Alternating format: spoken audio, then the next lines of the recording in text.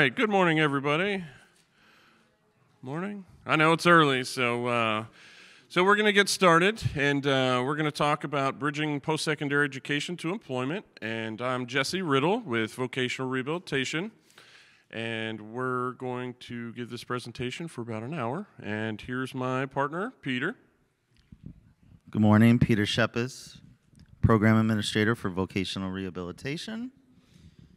And so what we'll cover today is we'll explain the purpose of vocational rehabilitation, review the VR programs and services including support for students attending post-secondary comprehensive programs, describe the roles of the VR customer, counselor, and VR provider, and understand the levels of communication with vocational rehabilitation. Next slide. Did you get that one? Yep. Yeah. So today we're going to talk about the purpose of vocational rehab. Anybody know who vocational rehab is or receive services? A couple of you? Okay. Utilize it a lot, hopefully, or refer students. I know there's a lot of people that could use the services that don't receive it. So, but we are a federal and state program that helps eligible individuals with physical and or mental disabilities find, keep, or maintain jobs. So everything we do, as you all know, is related to employment, and everything we do is to help find that part-time, full-time job based off their interest, aptitude, and abilities.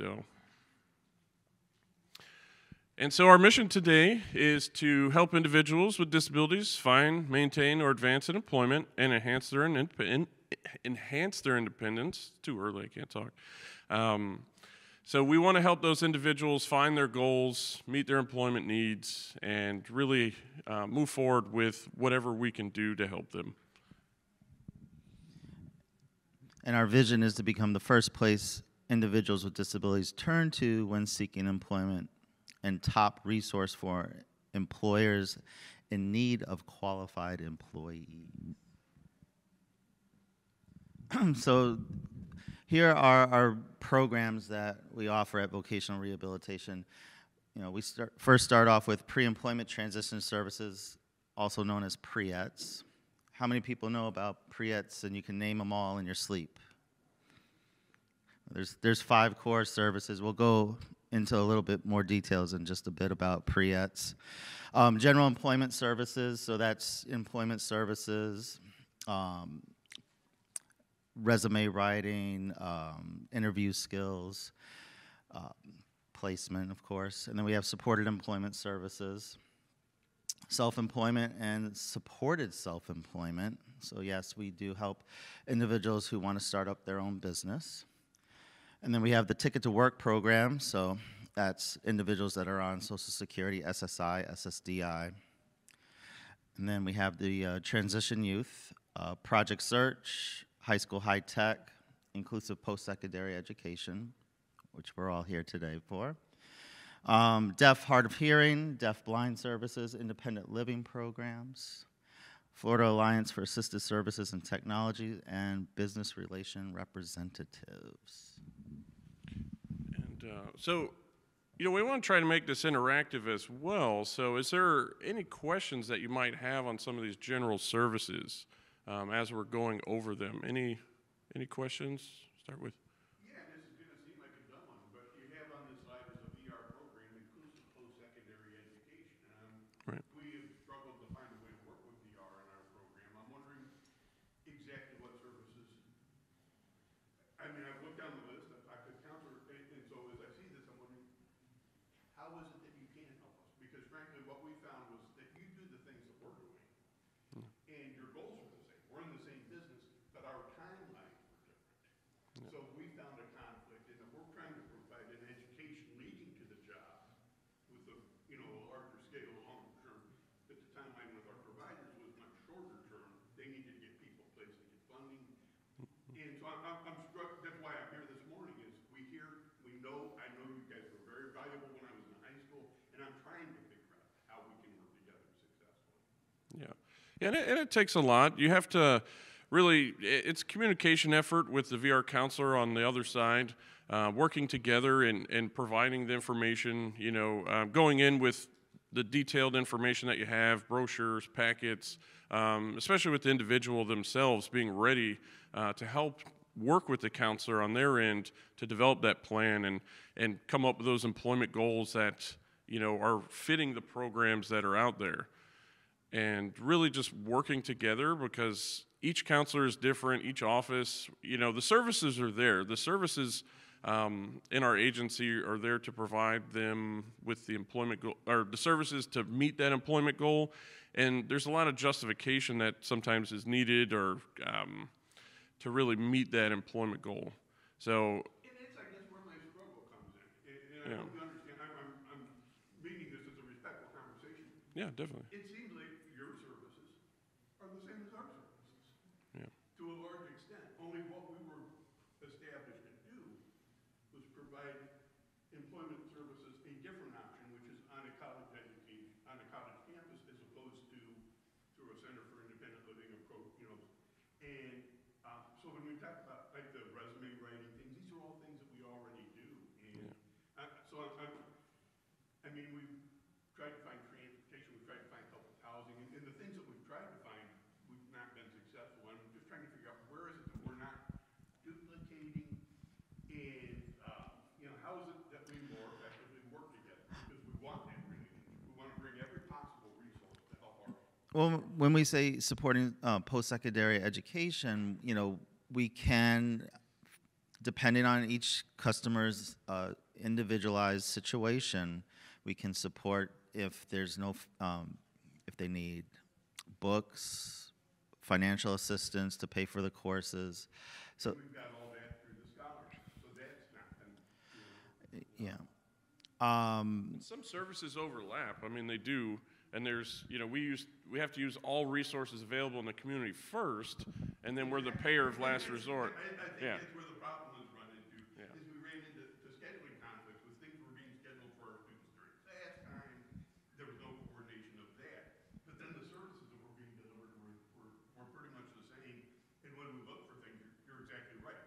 And that makes sense. That you want to be the provider of the last resort. But Well, let's. shut up and not. Yeah, we'll continue through, and maybe some of the other information will help you. Yeah, thank you. Yeah. Just a brief one.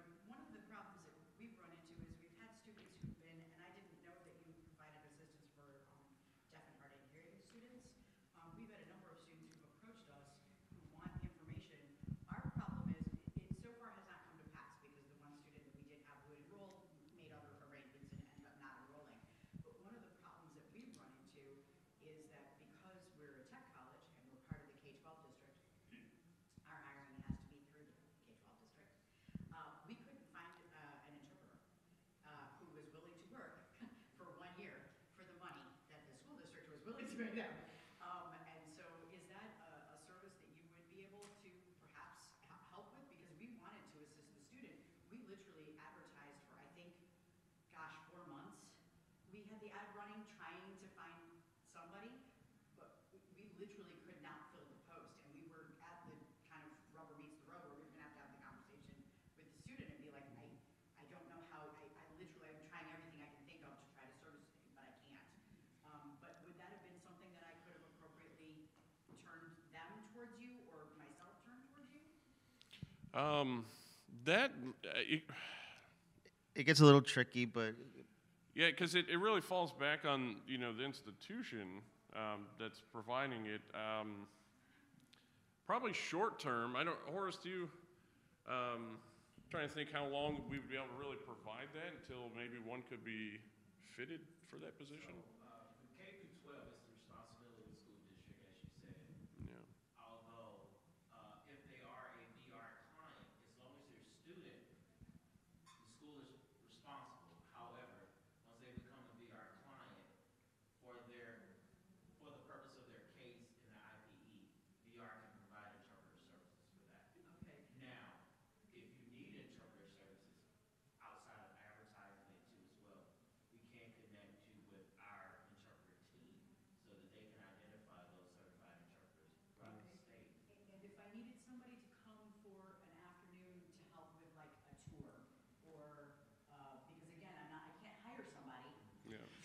For that, definitely, yeah, And definitely. so for that kind of a service, that would be something that we could approach you for. Right, as long as they're a VR customer, yeah, Yeah, yeah. definitely. Okay, all right, perfect, thank you very much, Yeah. that's very helpful. Any other questions about the services, some of the or general programs and? No? So individualized VR services, medical and psychological assessments, vocational evaluations and planning, career counseling and guidance, job coaching, job placement, on-the-job training. We do a lot of on-the-job training, training and education after high school, supported and customized employment, job site assessments and accommodations, assistive technology and devices, and time-limited medical or psychological treatment. So on an individualized case-by-case, if the customer needs these services, they can be added to their plan for employment. Any questions about the services? I know there's quite a bit, and you know, and each of these services is definitely individualized by the individual. You know, if it's needed to reach the employment goal and it fits, you know, and we can try to use the services if it's necessary, especially with some on-the-job training like Peter talked about, and especially with these programs. If it's outside of the program, an individual may be able to link that to their employment goal or need some additional experiences. We use a lot of that with our students in high school and our adults to help build that work experience in order to find that employment. Because it does take a while for individuals sometimes to find the right job in the right setting. So this can be used as a paid work experience for those individuals to find that employment goal.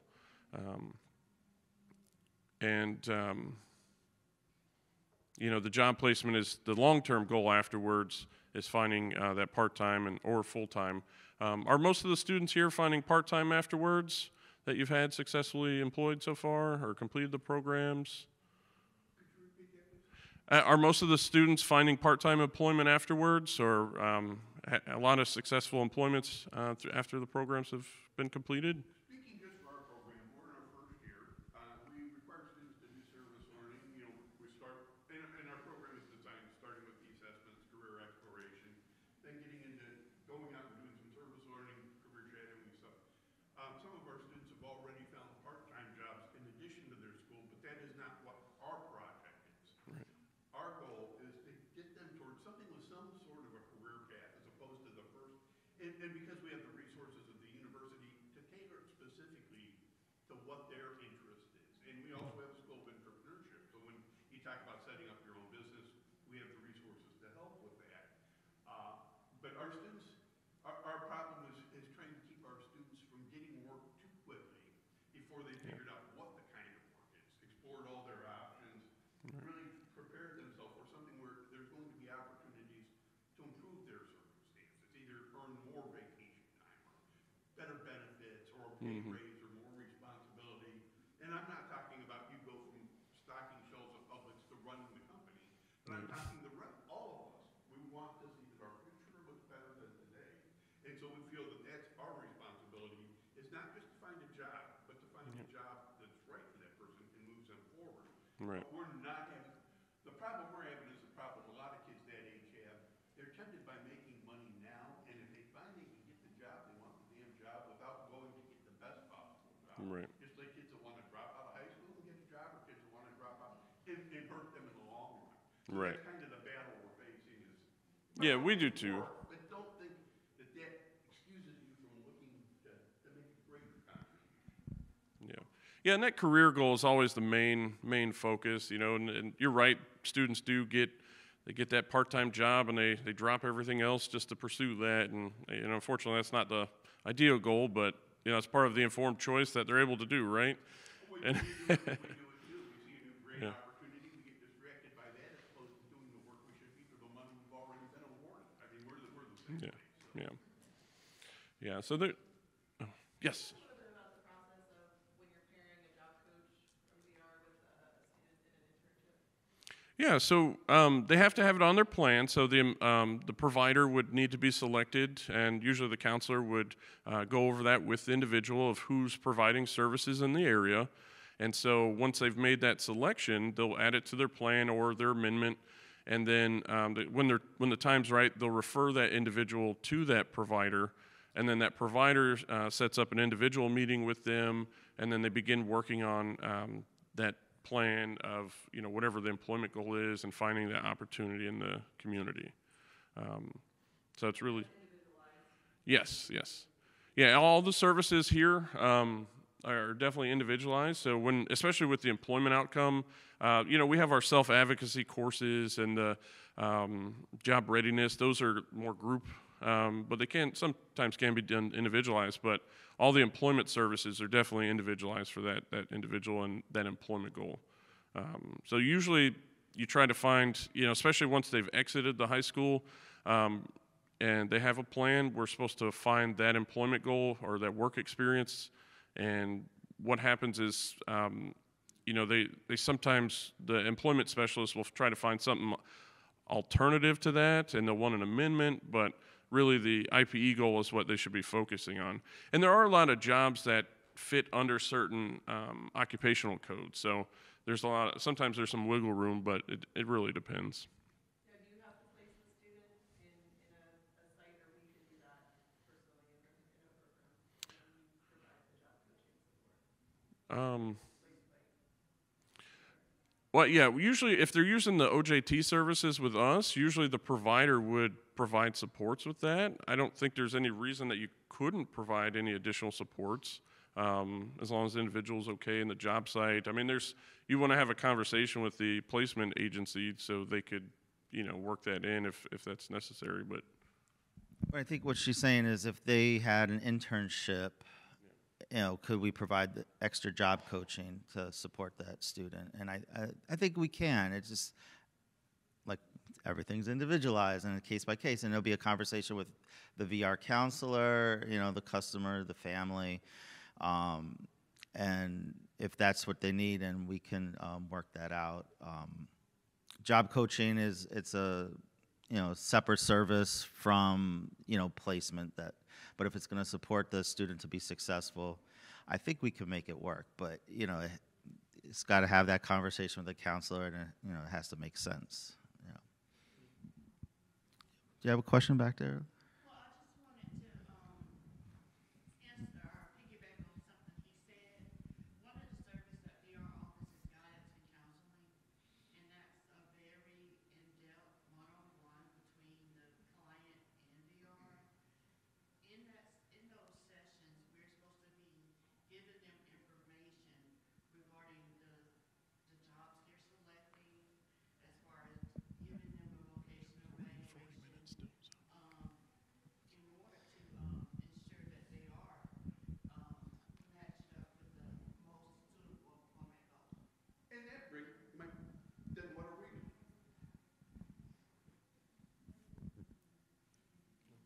What is our role?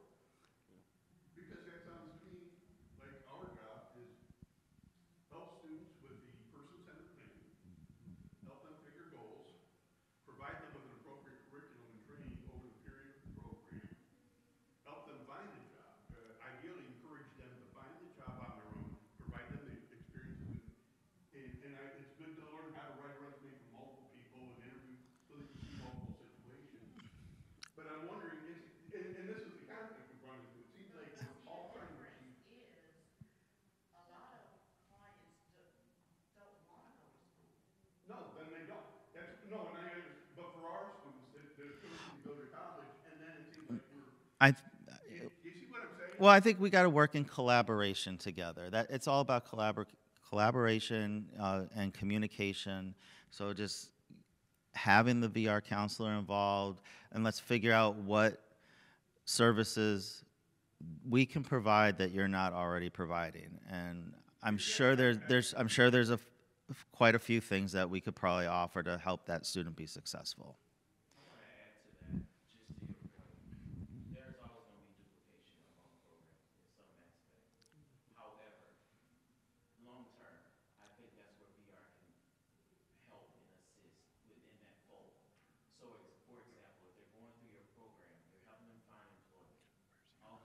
I identify within your program, they may not be necessarily needed at that time with VR. But upon graduation, let's say this person loses their job, do they come back to you? We're working on a grant. Actually, yeah, I would like to be able to do that, because I know we're required to follow for 5 years. But I think that one of the unique things that we hopefully could provide is something that I've not seen in other programs. Is like an alumni association, a support thing where you can come back. But also being at a university, we have a center for career development that provides job placement services and help with that type of, assistance with that, the alumni, listings. And no, you're right. We want to make sure those long-term supports. But the things we're talking about here is exactly why I'm here, trying to figure out how we can benefit So from what we this is can. how that works.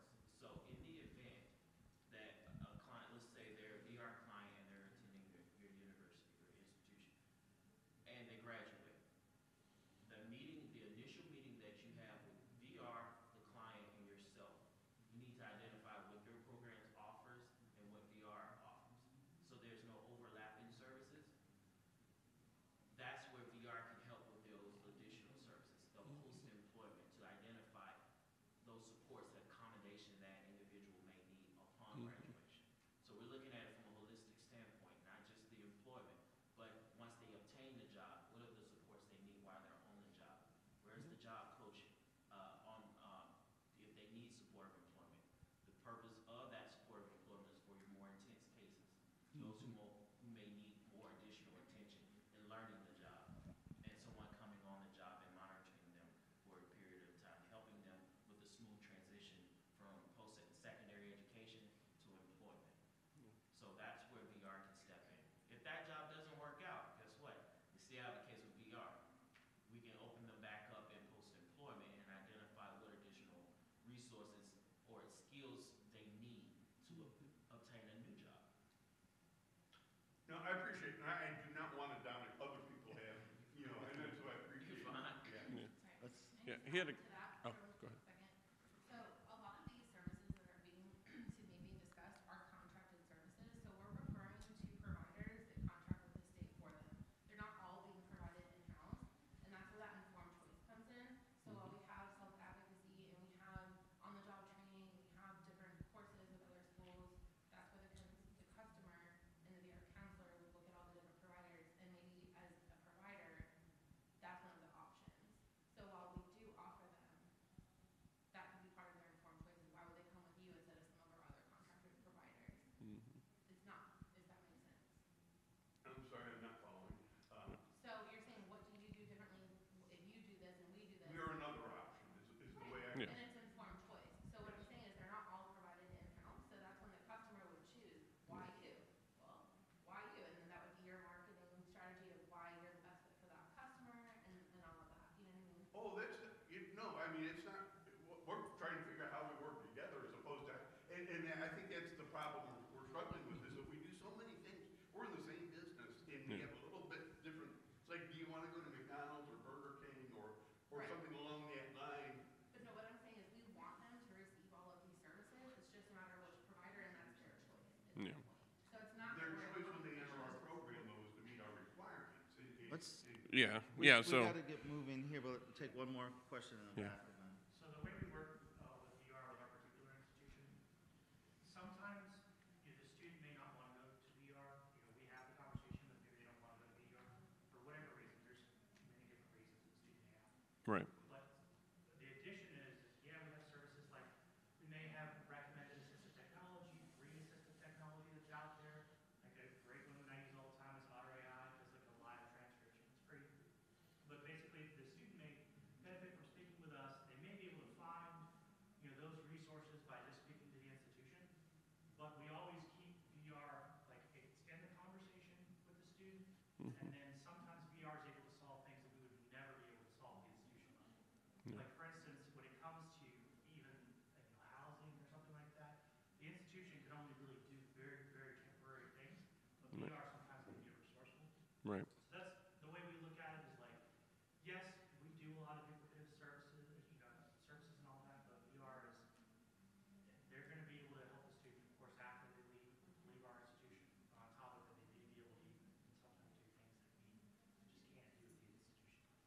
Yeah, because with our agency, I mean, we, you know, federal programs, we have the ability to do almost everything out there. It's just, you know, can we justify it for that employment goal?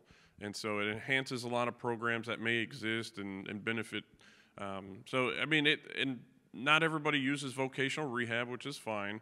But the agency is there to make sure if they do need us that we're available and able to offer services. So, and, you know, starting at age 14, students can, you know, go through high school and come out and maybe go through a program, like you're saying, maybe 10 years down the road, they come back and the services are still there for them, regardless if they've completed a program or not, and they'll have options, you know, up to, I've had people in their 80s come out and look for work. So it depends on their life situation, but we're there, and hopefully they'll be able to utilize our services to get back to employment. And maybe, you know, post-secondary might not be appropriate at that time. I want to apologize to everybody in this room, but the reality is this session for me personally meets my needs more than any other session here. And so if it seems like I'm being, No, we're here to help. what I can learn from you guys is the most valuable thing. We've tried talking with VR about arranging housing for our students so that they could attend because we could not get transportation. We Right. first tried to arrange transportation Right. various ways, and this is through our community service. And I Right. don't want to dominate you, so I apologize. Yeah. But that was, we couldn't, first we had trouble with the transportation, then we tried to get housing so they could, we were told that couldn't be done. And we just keep running into this wall, and I see what you're talking about, services down the road. But Right. these are all services that are not provided while they're Yeah. us, and what we're trying to find are ways, and we talked to our coordinator who wanted to refer our students in their second year. We said maybe we refer the first year students that we don't accept, so that we want to feed you. Right. And the students we do accept the second year, so that our timelines and yours match up better. Our community service provider didn't want to do that, which left us with no choice but to terminate the MOU, because otherwise we were running into conflicts with students meeting programmed activities on campus. Yeah. Because they were doing stuff with, and so that's where our conflicts came in, is we were competing to provide the same services as students in the same time, and it was just, we all want to help, and it just got into a really disorganized mess that we're trying to figure out how we leverage every available resource to do good work. And so if I seem at all, that's what I'm doing, is just trying to learn and understand. Yeah. Yeah, and you mentioned transportation and housing, and sometimes that can be provided for the students for activities related to that employment goal, getting to a job site sometimes, or, you know, housing could be, you know, if they've, you know, living in a different area from their hometown, that might be a possibility. So, And I would even say, even in some cases, if the program's in their hometown, if it makes sense for them to be successful in your program, and we could justify that, housing can be an option for them. yeah, like back, you know, years and years ago, I had an individual who, you know, her disability didn't allow her to really be mobile as much, and getting from her home 30 minutes away to the university every day didn't make sense. So we were able to provide housing because she was on campus. Even though it still took her 10, 15 minutes to get to class, it wasn't the additional time, and it was just a big burden on her. So we were able to provide the housing for that. And so for her situation, it made sense, even though she still lived in the neighborhood. But yeah, yes. I'm on the other side of things. I'm not in education, but I'm with Florida Makes, which is the manufacturing partnership for the state. So my question is, how receptive are manufacturers to placing individuals for employment? And is there a way that, if there are any testimonials from having some great individuals in manufacturing that we could get to pass out to all of the regional manufacturing associations? I know the one medical device manufacturer who took in some interns, and she said, I really was so worried, because she said, I had all these preconceived ideas and challenges and barriers, and they would try for this, and it turned out that they actually had a wonderful experience and hired one of the interns. Yeah, absolutely. Well, we have business relations team that we can connect you with. Yeah, we have them, just like we have counselors in just about every county. We have 7 areas for vocational rehabilitation, and we have at least 7 or more business relation team members out there that can work with you and all those employers.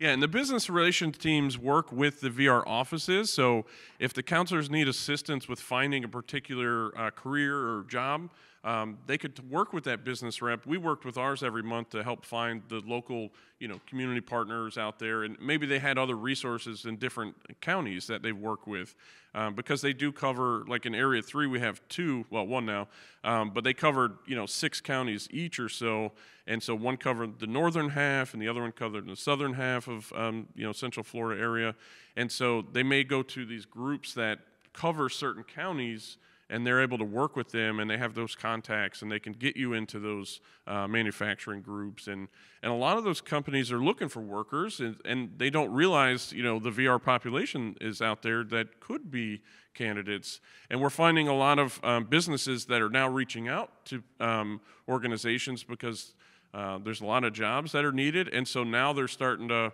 look for those individuals with disabilities, which they should have been doing a lot longer a while ago, but they're now looking for those people with disabilities. So I think nowadays you're finding more good reception with the companies out there, and those business reps can really put you in touch with the companies that are looking to hire. So, and later on, I think we talk about the business reps and everything, and but if you need their contact information, we'll be happy to provide that to you.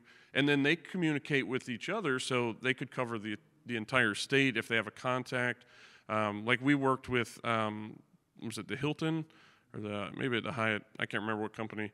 But they're coming in from New Orleans, and so she works with multiple hotels here in Central Florida, Jacksonville, Miami. So they're looking for our clients to work in those those hotels, and so that one contact is in multiple areas. So it's a huge benefit, and we have that direct contact with them. So if we have a person that's looking to apply, we can tell that human resources, hey, so and so is applying, and they're like, okay, we'll pull their application, set up an interview, and they're more likely to get hired that way. So, and then we've already had the behind-the-scenes discussions about our VR clients and the services, and so hopefully it's an easier fix for them to get in the job. So,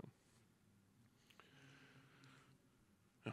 All right. So here we're going to talk a little bit about the levels of post-secondary education, and so as you know, we most public colleges and universities are current vendors. So those interested in any additional schooling, we have most of our community colleges, technical schools available already. And I don't know too many that aren't. So if your university or technical school, most likely they're registered with VR, so we could either pay, or somebody's gone there to pay for tuition at one point in time. And we also have a lot of the private universities and technical schools out there as well that clients have been interested in their programs, and they've come to VR, so they've registered, and so we have the ability to pay, not meaning that we will all the time, but we have the ability to pay most universities and technical schools, colleges out there. And a little bit about the public versus the private. Are people familiar with VR's policy on private and public tuition? So with vocational rehab, with a lot of the private institutions, we typically only do state rate or something comparable for that public or private institution. So if, like UCF, if we have 15 credit hours that we're looking at toward that private institution, we'd pull the equivalent amount from UCF and apply it to that private institution minus grants, scholarships, things like that. So a little bit of the differences between them. Got anything else to add? Well, and then, if there's financial participation from the individual, then they may have to pay a small portion out of pocket. But, and we're going to cover financial participation. Yeah. As well, so. Yeah, I think that's coming up right next. So VR is required to look at the income of eligible individuals to find out if they must share a cost of some of the VR services. So a person with no income who's on SSI, SSDI, or has any other public benefits, they do not have to they don't have financial participation. Some VR services are free. Services needed to make a decision about eligibility. VR counselors discuss financial participation with the customer during their first visit, and pretty much throughout the life of the case, as they do their annual review, they're reviewing if anything has changed. We're looking at their tax, income tax. So if their family's claiming them, then we're going to go off of that. If it's their owned, then we're just going to look at their individual income tax to see if there's any financial participation, and it's up to 80%. That's the highest that somebody may have to pay out of pocket is the 80%. Yes, sir. I just want to briefly back to the last slide you mentioned and bring to your attention that what this does not do is talk about the universities other than to recommend that we not be a placement. And I think this might be something that you want to communicate. You're recommending the first two be provided at the technical or community college level, which means you're recommending that they not come to us. And yet the center's goal is to provide a range of options, which includes technical colleges, community, and universities, so that students have an option to pick something that meets their interests, their needs. But I don't see when you're talking about the levels of support, the university's not even mentioned, other than it's probably not the best option. So I don't know if that's something that is set in stone or if it's something that the agency might want to rethink. Yeah, because our policy, especially with our policy manual, it talks about using public rates and private, so the policy manual talks a lot about the distinctions between the two. And that's, when we're looking for, anybody going to a public or private institution, we have to look at the options available. And especially if there's a comparable service or a comparable program in that area, the public rate is the way we're supposed to go. And, so that unless the private institution is so unique that we could pay for it, in full, We're that. a state university, though. The where? We're a state university. Right. And we're not, we're charging in-state tuition and all that. Right. It's recommended, it's not required. Right. So we do have people that go straight to university. Yeah, no, but I'm saying, our thing is trying to find ways, and you're recommending that students not attend our organization. That's probably not Well, it the comes. most constructive way to start the process of collaborating. It all depends on the job goal too, what Yeah. level of education is actually required in order to get that job at the end. See, that's, again, I hesitate, but I think these are things that need to be thought about, because students are applying to our program to attend the university to get the job training. They have not set a job goal and then decide to get the training. They're starting with career exploration. Yeah. And then, like many students go to college undecided on a major, and then they select it as they go through the process. We do the Got career 20 selection. minutes. But they don't come in, go to And a VR, few slides. and then VR says, Still got about 10 slides. we should work on placing you at this university. Well, Yeah. it goes back to the informed choice too.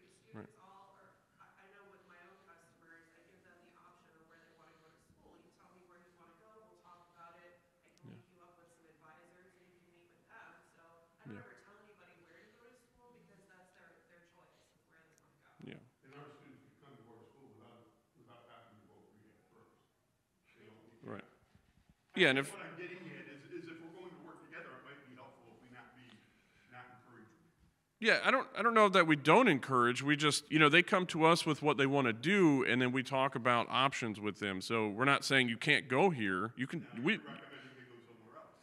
Well, yes and no, but it really comes. I'm sorry, I was just going to say FGCU is a public institution, so it actually is covered in there. It just doesn't say public university, it does say technical colleges. So And state colleges. right, so Which it's are the state cheaper. colleges. Yeah. Or public, Florida Gulf Coast University would be under that category of the We're a public state university as institutions. opposed to a state college, so there's somewhat of a distinction.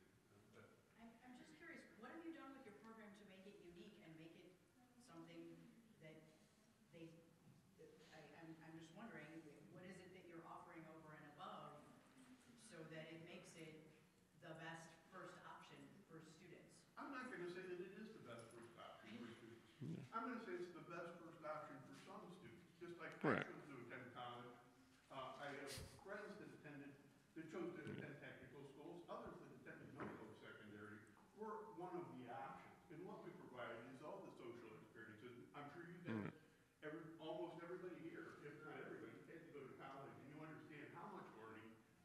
social areas and all these other things occur on campus, not in a classroom.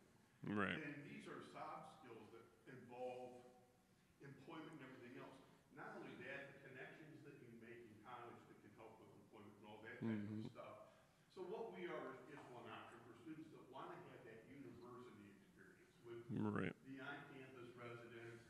And the difference between, I'm not arrogant when I say there's a difference between the state colleges and the universities, but we answer to different people. We have different responsibilities as far as the research and things.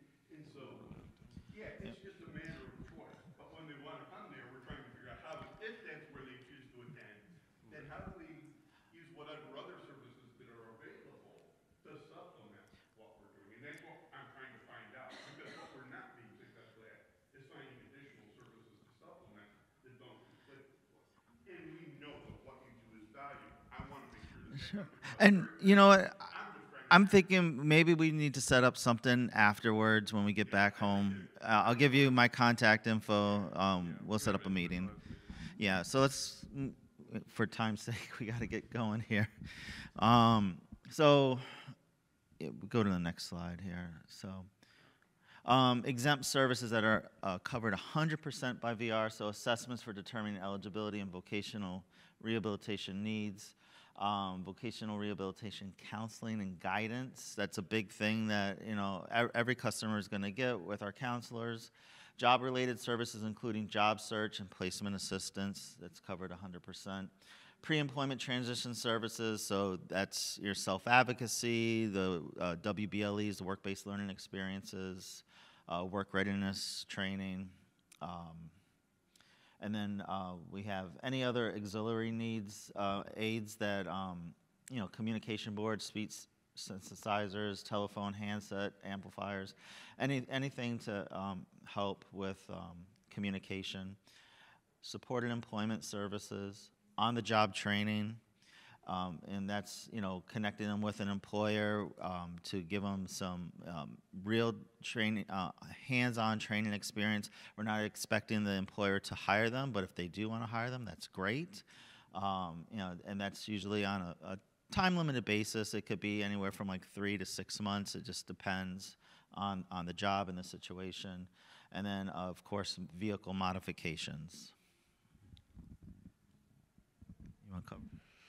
Yeah, and then so we also have the non-exempt services that individuals may need for their rehabilitation, you know, and so we have the physical and mental restoration services. We have the maintenance, which under maintenance, that could be housing, so that is under that category.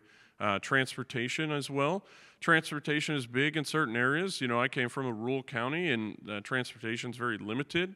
And so even if we wanted to pay for transportation, it was difficult because there just wasn't the option. So sometimes we'd have to revert to using a private transporter, which costs a fortune. You know, we're looking at $1 something a mile plus pickup fees. And so if they do have financial participation, they would have to pay for a portion of that transportation cost if they or fit in that percentage. And then the services to family members. We have post-employment services, which is big for those individuals looking to maintain that job, maybe change of manager, or need a promotion in a position. That could be options that they may need. We have different occupational licenses, tools, equipment, stock, and supplies. So let's say somebody gets a certification or some kind of credentials that they may need something for the position that maybe the company doesn't provide. Let's say like a mechanic, you know, they may need tools or other things to get them started. That might be something that we could provide to make sure they get the job. And so, you know, any of those services, you want to work with the counselor, hopefully beforehand, to make sure it's all set up before, you know, the program. There's talks about materials and what's needed for that employment goal. We have the rehabilitation technology, which is the hearing aids. VR does a lot with hearing aids with our agency, so individuals come back, you know, years later for maybe a second pair, third pair. So if that's needed, we have the services for that. We have the technical assistance for small businesses. And we have vocational trainings and services, which includes that tuition, that books, supplies, those fees. And so that's where post-secondary comes in, or you know, those individualized training programs that now, in years past, all the training was included, but they changed our policy manual, so there is financial participation. So if the individual or that family makes too much, they may have to pay a portion toward that service. So it just depends. And then other goods and services, that's kind of a catch-all category for supplies and other materials. So those are purchased a variety of different ways, but that could be through that non-exempt service. And all these would need to be on their plan as well to pay for them. So when they need a service, make sure that it is something they've talked with their counselor about, get that guidance and counseling, and provide any documentation of as to why they may need it, and then they can talk with their counselor about putting it on their plan if necessary. And just to recap though on the non-exempt services, that's where financial participation may come into play, but it just depends on that person's situation. Let's go to the next slide. So your 8 basic steps in the VR process is a referral to VR, and anybody can make a referral. So it could be you, their friend, their family. It could be you could fill out the form online, you print it out, mail it in. You can even just call over the phone, and we'll take that information over the phone. Application for VR services would be next. Then eligibility for decision for them to become a customer is our counselors have 60 days to determine eligibility at time of application. So when the person actually signs the application for VR services, they have 60 days to determine eligibility. So if somebody comes in with all of their documentation, they have all their medical records, psychological evaluations that they've had, that will speed up the process. If they're on SSI or SSDI, they're presumed eligible, so they could be determined eligible the next day, and then the clock then starts for the writing the plan. But it says possible wait list. So like everybody goes on a wait list, but they jump right off. So we have 3 categories. Category 1, most severe individuals, category 2, and then category 3. So category 1 and 2 are wide open. Category 3, there's a short wait list, and those usually for like individuals who just need a pair of hearing aids to be, to maintain their employment. But typically they fall off that waiting list within 30 days, could be 60 days in some cases. So once they're determined eligible, the clock starts ticking for the counselor to start writing their plan for employment. We have 90 days to write an individualized plan for employment. That's where they're going to be going over all the services, talking about, post-secondary education. That's right, yeah. So if they don't come in the door with the medical records, we can send them out for evaluation so we can, determine eligibility.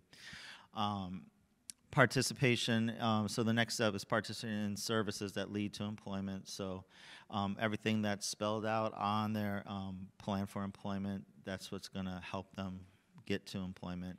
And then we have successful employment and case closure. So depending on their status, it could be 90 days of employment to 180 days of employment before we close out the case. Yeah, and for individuals that are looking to apply for VR services, and you can see by 60 and 90 days, it could be several months, especially if they're coming to you and they want to get in your program right away, well, that may take a while. So we always encourage individuals to apply, as early as possible, plan ahead if necessary, so they're ready for the program to start. Especially if some students going to school or college, they come in a week before applying for services, they're expecting to start in August, but that may not happen. So we always have informed choice with VR. That's one of our main things that we do offer with our individuals. Informed choice is, or making a choice based on good information is at the center of our process. And so each counselor works with the customer in making informed choice about their employment goals, the different services they need to reach the goal, and who's going to provide those services. So there should always be options available, regardless of what the service is, for those providers in the community. So if they're interested in, in employment services, they should have options, and VR counselors should not be telling them, hey, you have to use this service, you have to use this provider. We give them options of who's available to work with those in the community. And so things we put in here, things a customer can do to be successful. We always encourage them to maintain touch with their counselors, especially on a monthly basis, and if necessary, depending on what's going on. We always encourage them to provide the correct and current contact information, which could be their phone number, email address, their home address. I mean, whatever it is, or how we're communicating with them, we always ask that they update us because if they don't let us know, we usually don't get that information. Sometimes the employment specialist or one of the providers will give us an update, maybe in a monthly progress report that they complete. So that's sometimes how we get that information. But we always encourage them, as soon as something changes, to let us know. Yeah, and it's really key that they do, because sometimes our counselors will get a hot job lead where they're going to be doing interviews the same day at, from 10 to noon, and I've seen people miss out on a good job because we didn't have their current information. It also helps when we have turnover at vocational rehabilitation. One counselor leaves and the next counselor picks up and they don't have that information to get a hold of the customer. They could end up closing them out because they didn't have that information. So we want to make sure that communication is key, that they're staying in touch, they're providing that information.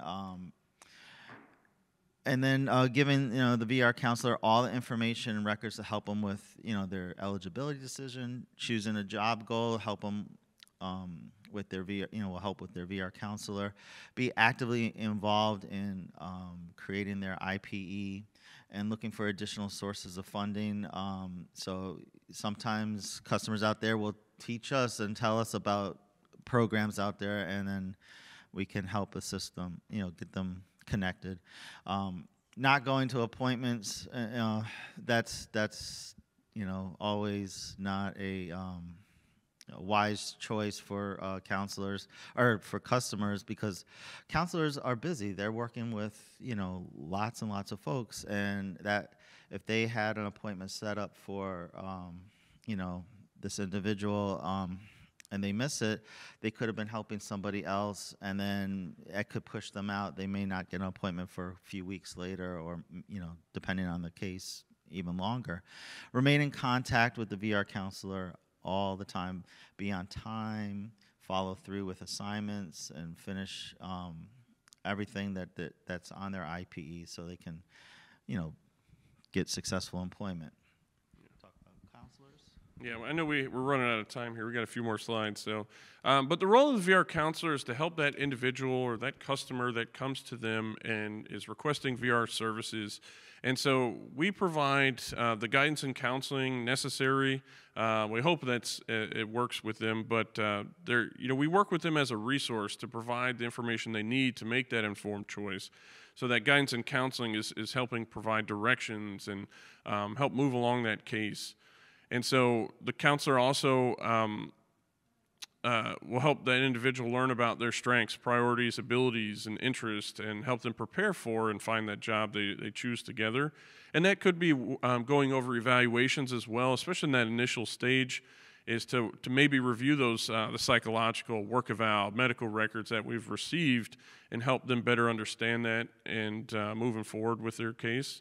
And so the counselor also work closely with the customer to write that IPE, and that's before they're going into a program, giving them options. I always ask my customers, if you have anything you want to discuss, bring it with you to the office. Bring it, if you have a program you're interested in, email me, bring it in. Next time we meet, I want to see what you want to do, and then we can work on aligning that with the employment goal you have. And if it's something we can support. I mean, we really want to work together, and it starts, with the client. But the VR counselor is there to assist with that informed choice. And we'll also help arrange the services to get that customer's employment goal and help with keeping that job and finding that job as well. So the role of the VR provider. So these are the providers that we service, the employment agencies that we may refer to, employment specialists or institutions, or not institutions, but the employment providers that are assisting these individuals with finding part-time or permanent employment or a work experience or whatever it may be with our fee-for-services. So they'll assist with obtaining and maintaining competitive and integrated employment, because that's our main focus with vocational rehab. It's always that job. If it doesn't relate to a job goal, it may not be supported. So these providers will also write monthly progress reports. So we stay in contact with them through updates through these monthly progress reports, which could include, teaching resume writing or establishing good interview skills. So these providers do quite a bit and assist with what we referred that individual for. So there's quite a bit. Yeah. Well, let's just keep it moving to the next slide, because we are. Yeah, so communication with VR. So we have inclusive post-secondary education liaisons, and most of them are here in the room. We also call them IPSI liaisons. So can we get, raise your hand if you're an IPSI liaison? And Bridget's there. Her name's not up there, but because we've had to update this almost to the last minute. But most of them are here. Some of them didn't make it, but every area, because VR has 7 areas, and we have at least 1, sometimes 2 IPSI liaisons in an area. So that's going to be your key of connecting with VR, especially for your programs, is the IPSI liaisons. Now, they will connect you with the local offices. On a local level, though, if you're having, because you're going to be working with different counselors, and the different counselors, they get busy, and if you're having, if the liaison can't help you get in touch with them, there's always the unit supervisor there that you can get in touch with to get things going for the student in your program. And then we also have provider liaisons as well. So if you're an employment service provider, some of your programs, you guys do the employment services. We have provider liaisons as well that you can work with to help get in touch with the unit or the counselor about your program. And then last but not least, there's the employment programs unit. That's Jesse, myself, Horace here in the back. There's a few others on our team over in headquarters. So you have a lot of contacts with VR that you can help get in touch with and promote your programs to the counselors on the local level. And now we're here to questions. Real quick, so some of this information would be really helpful for the parents to hear, or the students prior to, them choosing a college that they want to attend. So I didn't know if it was possible to have somebody from... To do like an orientation? Yeah. You just get connected with one of the IPSI liaisons, and if they can't go out, we'll get somebody from the local office to do an orientation for those students. Any other questions? No? Okay, well, we thank you for coming. We're going to set up a special one-on-one meeting and enjoy the rest of your day.